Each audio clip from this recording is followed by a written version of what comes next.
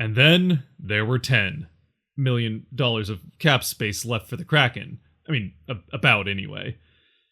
Yeah, that was a strong opening.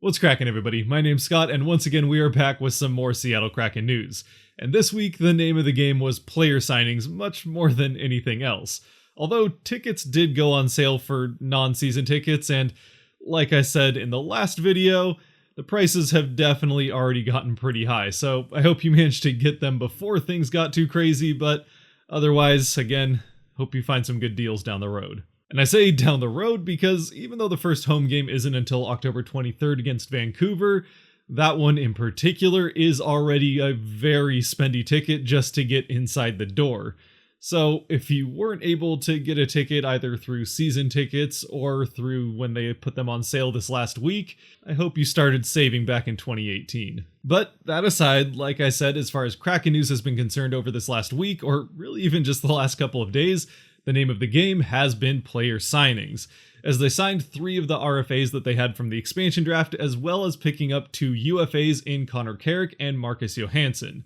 But let's start with the RFAs real quick first. Now, I'm not going to spend too long talking about each one of these guys because, again, we have talked about each one of them a couple of times already to this point, considering they were a part of that whole expansion draft thing that happened. So if you do want to know a little bit more about each one of them, there are videos about the expansion draft and each of the teams that they came from that you can check out after this one. But with that said, we'll start with Will Borgen, who is the 24-year-old right-shotted defenseman that they picked up from the Buffalo Sabres in the expansion draft. And for Borgen, he signs a 2-year deal that will earn him $900,000 per year for those next 2 seasons. Of course, as you may well know, right-shotted defensemen are at a bit of a premium, so picking up a young player that can fill that role and could turn into a strong part of this defensive core down the road a little bit more probably than right away is definitely something that I think is well worth what the Kraken have him signed for. Again, less than $1 million per year for 2 seasons. But there still is that looming question mark that gets bigger and bigger with this Borgen signing, as well as another one of the RFA defensive signings that the Kraken made,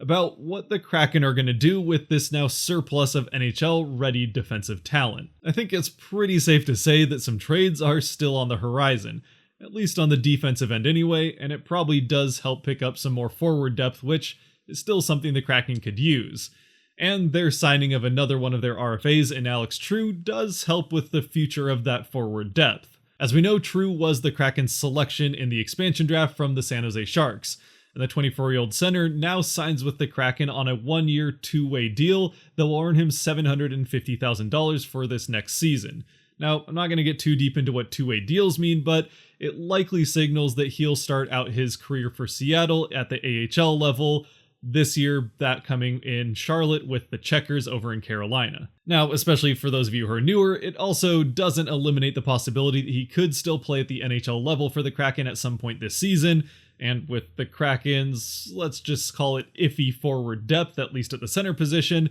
I would say it's pretty likely that he will get at least some playing time at the NHL level at some point this season, but likely again probably spends at least the start of the season, if not most of it, at the AHL level. And as an added bonus, at the end of this year's contract, he is again set to be an RFA, so as long as he plays pretty well, regardless of where that is and for how long, the Kraken still do have full control to sign him again next offseason, if not before then. Of course, with this being one of the players out of the expansion draft that people were most attached to, because of his history with the Thunderbirds. So, at least for me anyway, this signing truly is a win-win. And I'm sorry, but if you don't like bad puns, you've come to the wrong place, especially in this video, because with the third and final of the RFA signings from the expansion draft, this is the biggest of all of them, and honestly the biggest signing of any of the players in this video. It's also the one that we talked about going to arbitration in the last one, but now it's a done deal.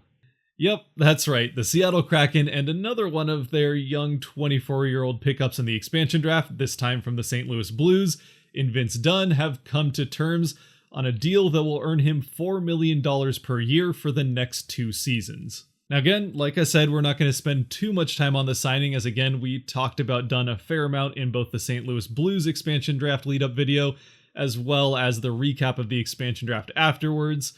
But again, this is a very solid young defenseman that now the Kraken clearly have indicated they look at as a potential piece of this future defensive core going forward. And it's because of that my first reaction upon seeing this signing was thank goodness, because there were some rumors, and I guess it's still not out of the question, that the Kraken were looking at trading Dunn away. But to me, this is exactly the type of guy that they were able to pick up for free in the expansion draft that they're going to want to hang on to, as again, he could be a strong piece of this team for years to come. Now, I certainly can't say that I saw a $4 million AAV coming, but again, that's a sign that the Kraken think very highly of Dunn and what he can offer this team in the future, and probably a pretty good sign that they're no longer thinking too heavily of trading him unless they get a pretty good offer. And if that cap hit of $4 million does seem a little bit high to you as well for a young defenseman that, while he has played well to this point in his career, still has plenty to prove at the NHL level, then I wouldn't worry too much. For one thing, again, remember the Kraken have plenty of cap space still left, and we'll probably get a little bit more of that back with some trades that are yet to come. Plus, again, it's just a 2-year deal, so the term isn't terrible, and at the end of those 2 years, Dunn is once again set to be an RFA, which gives the Kraken quite a bit of control for what his next contract could look like, depending on how these next 2 years go. What this signing of Dunn does mean, though, is that assuming we're right about the fact that the Kraken will probably move at least one or two of their defensemen before the start of the season, one of those is very likely to be Carson Soucy. It also could indicate that the Kraken might even be looking at Dunn as a potential second pairing defenseman to start out the season, which for a 24-year-old on a team with a defensive core as strong as the Kraken's is, that's a pretty high praise that the Kraken are giving him and what they think of this player going forward. But of course, as we've said a number of times with just about everything having to do with this team up till this point, we're just going to have to wait and see with this first season how things play out. And that brings us to the two new faces that have come to the Kraken via free agency, starting with Connor Carrick. Carrick is 27 years old and another right-shotted defensive pickup by the Kraken. He spent the last couple of years in New Jersey with the Devils, but has, over the course of his 7-year NHL career to this point, already bounced around to a few different teams. Already at the age of 27, having played in 241 career games, where he has 49 points on 13 goals and 36 assists. Statistically, there really isn't a whole lot that jumps off of the page when it comes to Carrick, other than maybe the fact that to this point in his career anyway, for one reason or another, he's had a hard time playing the majority of a season, other than 2016-17 for Toronto, much less an entire one. But again, he still is a right-shotted defenseman that has at least okay points production, especially considering his lower average time on ice per game that he's had to this point in his career. But even with that being said, his advanced stats do leave quite a bit, or at least something to be desired at the very least. And at 5'11", he definitely doesn't have that larger build that we've talked about the Kraken, indicating that that's definitely more what they're looking for. Plus, doesn't play that physical game that again seems to be the direction the Kraken are headed in. So in a lot of ways, especially again considering that surplus of NHL-ready defensive talent that we've talked about the Kraken having, this would seem to be an interesting guy for the Kraken to have picked up in free agency.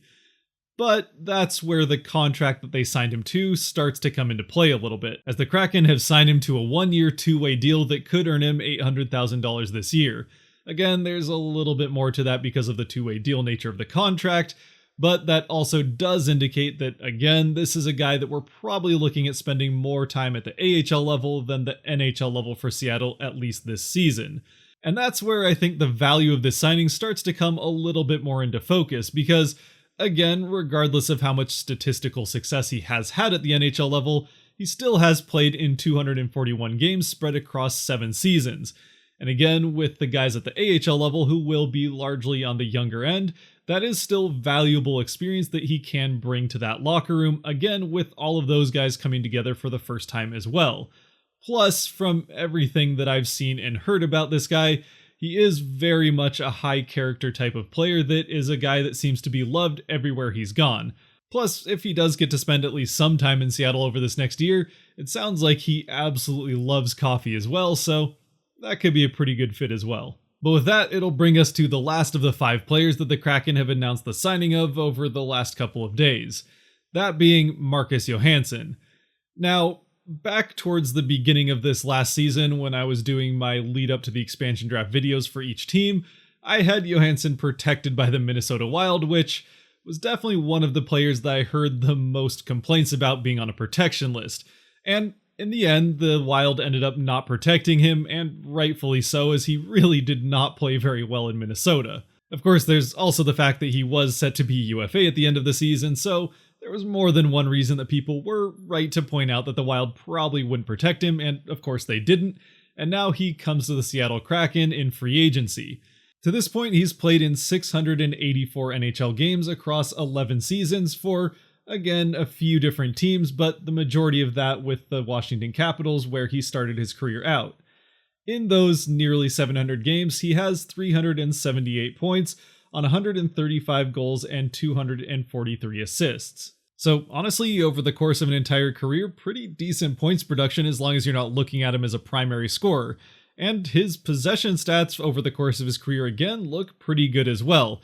with the major exception of this last season, which in just about every way didn't really go particularly well for him. With that having been said though, easily the best years of his career were his last 3 in DC with the Capitals from 2014 through 2017,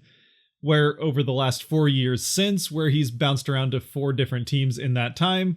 things have really not gone as well as they did in those last couple of years for Washington.